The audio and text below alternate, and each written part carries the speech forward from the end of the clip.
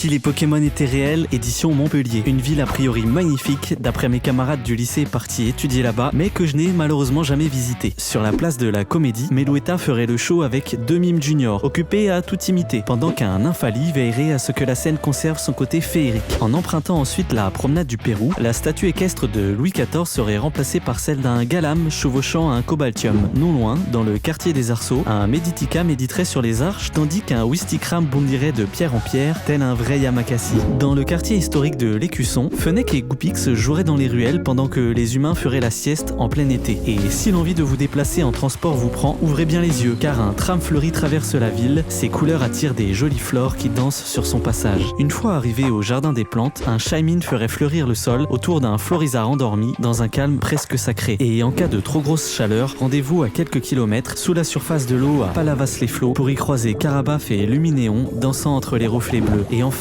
une fois sec, vous pourriez finir en beauté en allant admirer l'architecture du quartier Antigone dont on raconte qu'elle a été imaginée pour rendre hommage à la beauté d'Arceus lui-même. On se retrouve demain pour une nouvelle ville et si tout se passe bien ce week-end, je vous partagerai mon premier épisode spécial petite ville des abonnés pour continuer la série Si les Pokémon étaient réels.